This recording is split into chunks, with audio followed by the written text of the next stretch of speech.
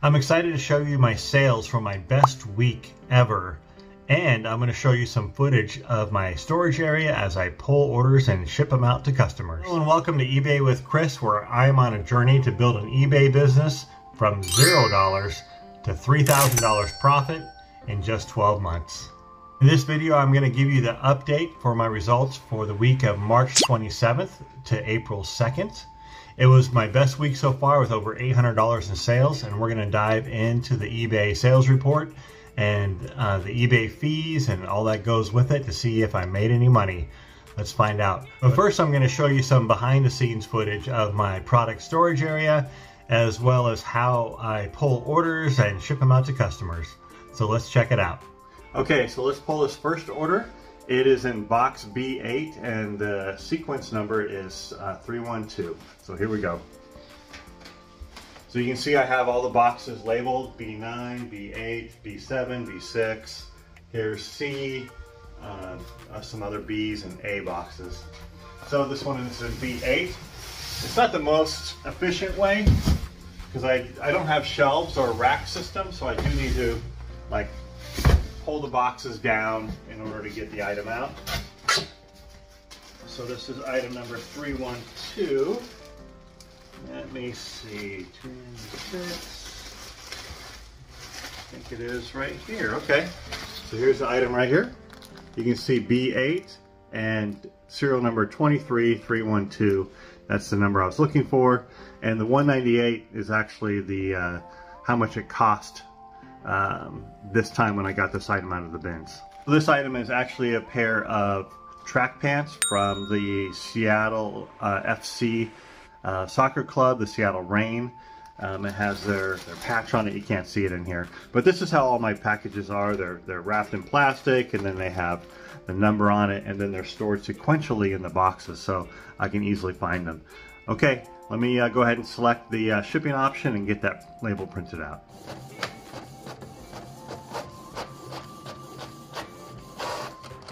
These soccer sweatpants are getting shipped in a first class label. I'm going to go ahead and put them in this poly bag right here.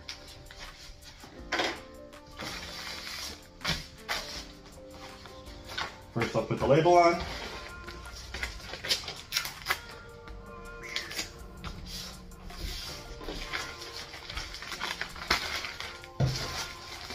Add them in the bag.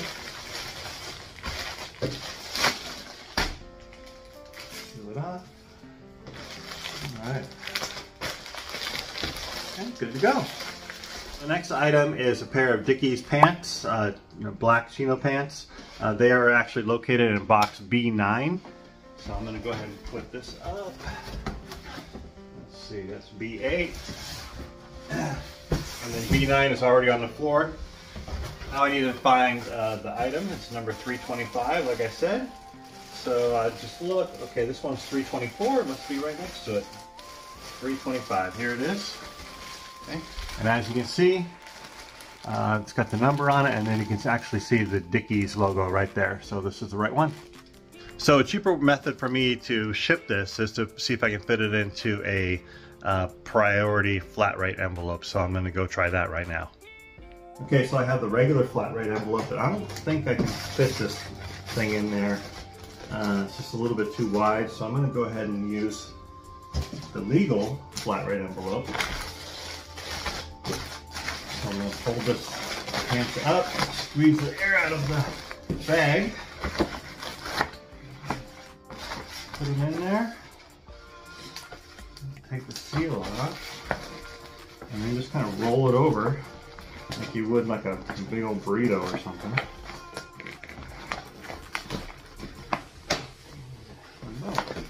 There you go. I'll throw a little piece of tape on here just to make sure, and it'll be good. So the next item is a pair of Mobby jeans that were featured recently in a Goodwill hauls video. So let me dig that out. It'll be in box C4. Here we go. I got C6 on top, C5. There's more efficient ways to do this, but this is how I'm set up right now. And then now we have C4. 23426.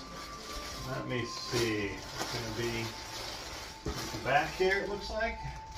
428, 426. Here we go.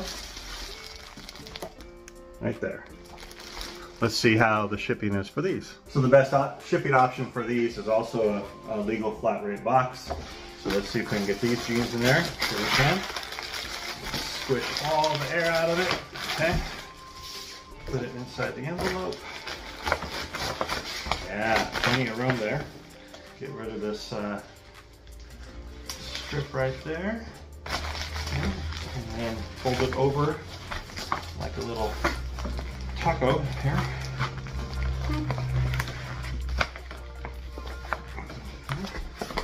Just like that. And then I take a little bit of packing tape and run it across there for a little bit of extra protection. It looks great. Okay, now let's print the envelope out. Or let's print out the label.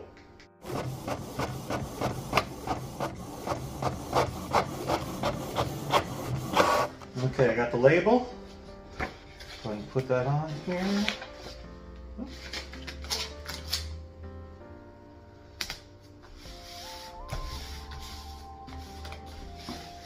There we go.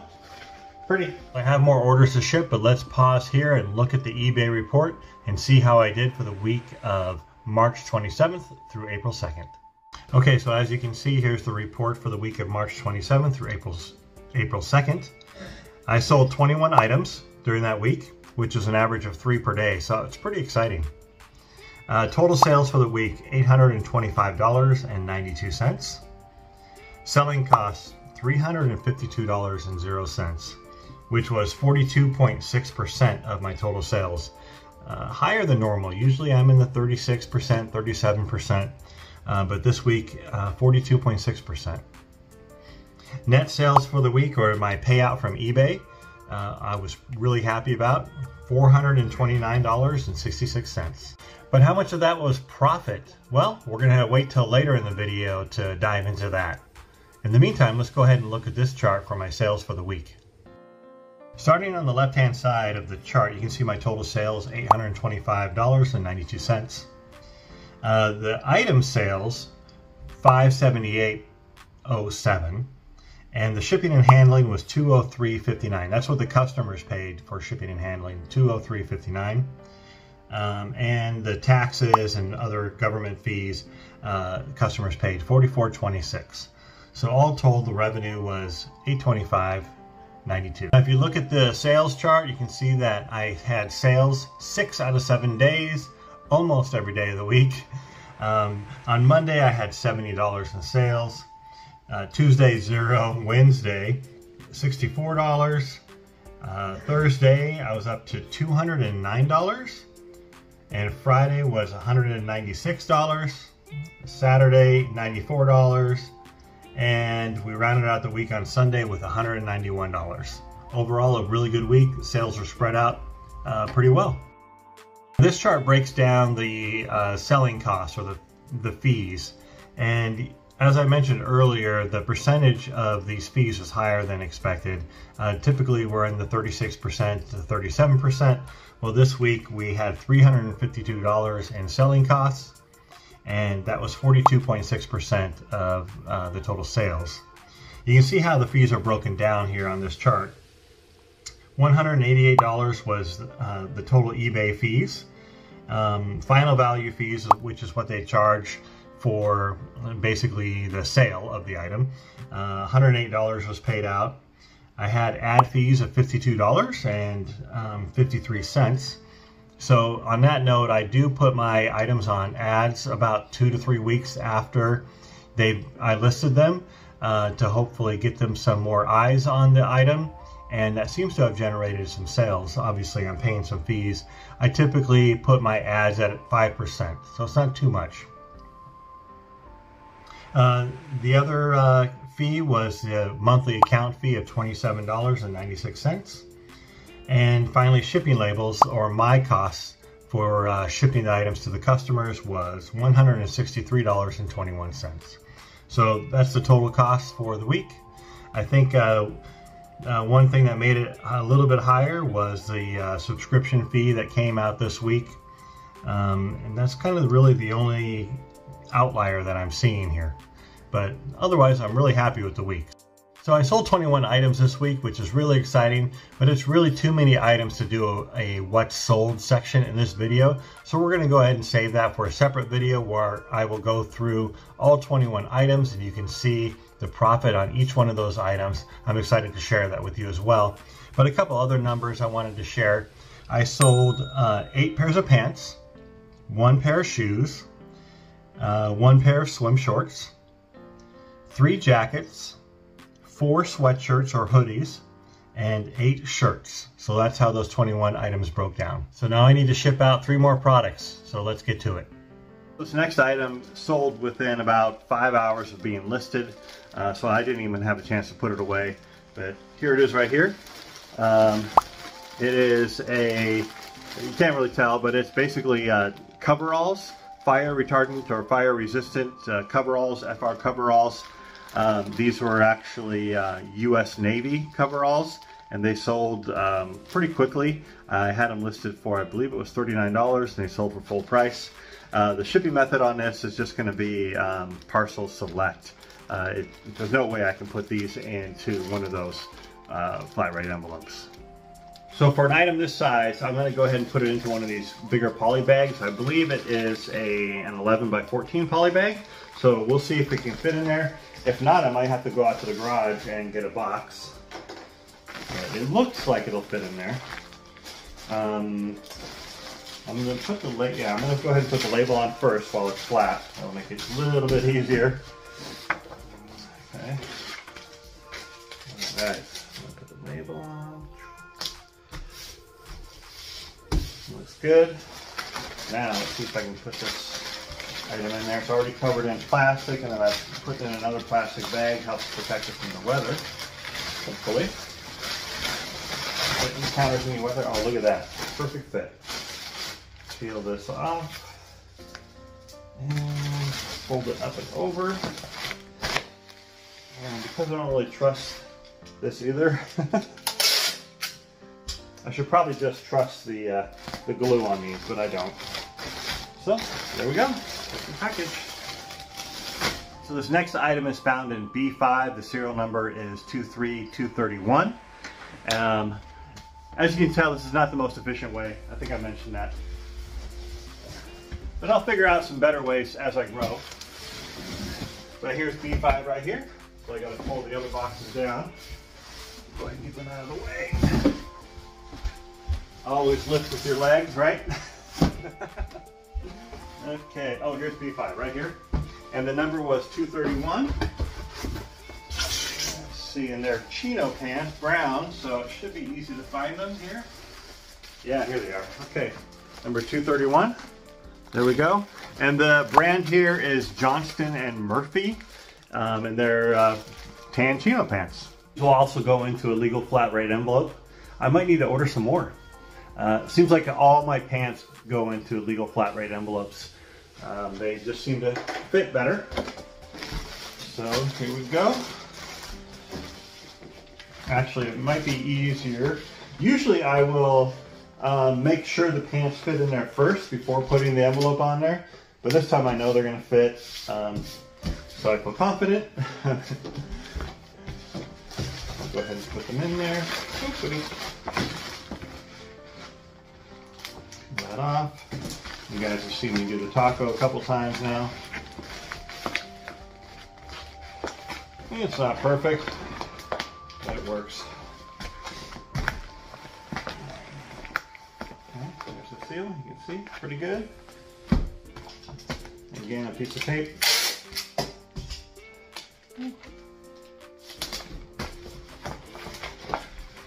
There we go.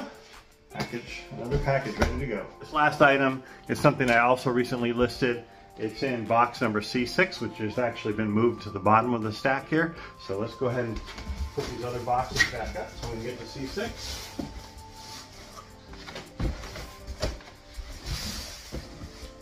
Okay. And then C6 is right here on the floor. I'll put it here so we can see. And it is a red shirt, right here, C6. serial number 492. And this is actually a shirt by Territory Ahead, and it's basically a plain red cotton shirt, but the feature of this, it's a Pima cotton, which is a high-end cotton shirt, super comfortable. I think I'm wearing a Pima cotton shirt right now, and this is a 2XL, but this sold within a week for, I think, I've had it listed for 19. I believe I accepted an offer for 16. So here we go. This item is going to ship in a first class package. I got a smaller poly bag that'll fit in. I believe this is like a 9x14 poly bag. So let's do it. I'm going to go ahead and put the label on while it's flat to make it easier. You guys can see that I just have a regular printer. It's just a normal office printer. I do need to get, eventually I'm going to get a label printer. That is better and more efficient, faster, but that's what I have right now, so I'm not going to buy new equipment yet. Okay.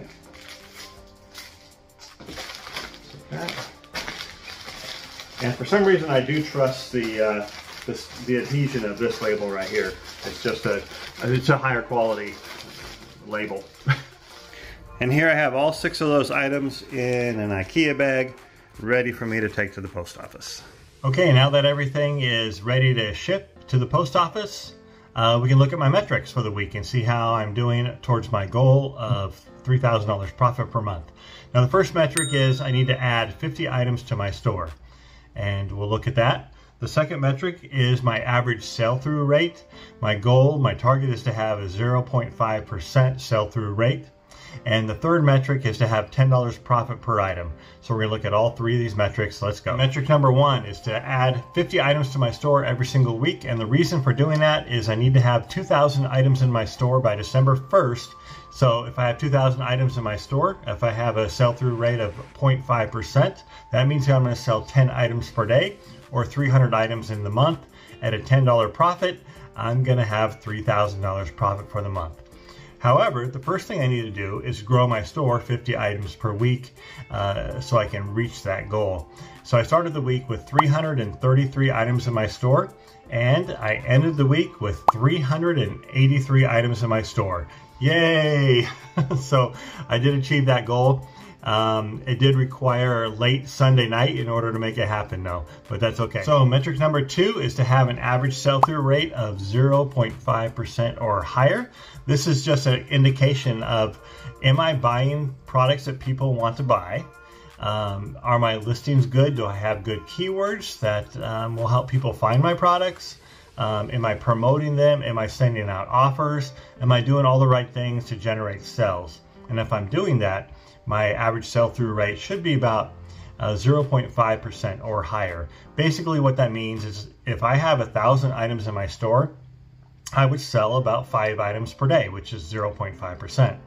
Anything higher than that is just a bonus. So if I happen to do really well and have a 1% sell-through rate, that's just good luck for the week and kind of a bonus. So let's look at the numbers for the week. So I sold 21 items in 7 days, and I started out the week with 333 items in my store. So doing the math, you basically take the 21 items, divide it by the 7 days, and then divide that number by 333 items in the store. So the final number is 0.9% sell-through rate. Yes! Okay, so metric number 3 is to have a $10 profit on every single item. Now that means I need to have about a $28 average sale price. So that would make sure that at $28, approximately $8 of that is going to be shipping costs, and another $3 to $4 is going to be like my buy cost and operating cost, and the other $6 of that would be cover eBay fees and promotions and that kind of thing. So if I'm doing everything correctly, an average of $28 or more will give me a $10 profit on each item. Well, for this week, my average sale price was $39.33, which is really good. I'm pretty excited about that. I did have 2 items that sold really at a higher price. One item for $163, and another item for $76. The rest of the items ranged between $20 and $40, so they were kind of typical or average. But you're gonna have to check out my what sold video to see what those two items were. So stay tuned for that. Okay, so let's talk profit. Did I make any profit? Well, the eBay payout for the week was $429.66. And I have basically an average cost per item of $3. So my buy costs on everything so far for the year is $1.85 per item. It keeps going down as I keep buying things that weigh less and less at the Goodwill bin, so my cost is less and less. So far year to date, $1.85, and that other $1.15 just covers costs like buying cardboard boxes to store products in, plastic bags, shipping bags, tape, all the different supplies, printer ink, all that is roughly about $1 per item. So my buy costs are typically, or my total operating costs are $3 per item. So for the 21 items that I sold, I have a total cost of $66. So if you subtract that $66 from the $429 that eBay paid me, I made $366.66. So pretty good week, I'll take it. If I had 4 of those weeks, I'd be over a $1,400 month. So that would be great. Let's keep that up. Another way to look at it is my cash flow. So for the week, I spent $137.01 on new products that I bought at the Goodwill bins that week. So if you were to take that away from the $429 that eBay paid me, you'd have $429.66 minus $137.01 for a total cash flow of $292.65. So that's where I am as far as positive cash flow. I hope you liked the video. If you have any questions or comments, please put them in the comments down below. I'd love to hear from you. I want to hear, hey, how do you store your products? Do you have a better system or a different system that I have? Obviously, mine has some flaws. It's not the most efficient, but it's what I have right now. So I will upgrade it later. If you like this video, please give me a thumbs up. And if you want to follow me on this journey from $0 to $3,000 profit, make sure you click the subscribe button right here. And if you want to check out some of my other videos, you can go ahead and click on this one right here. Thank you.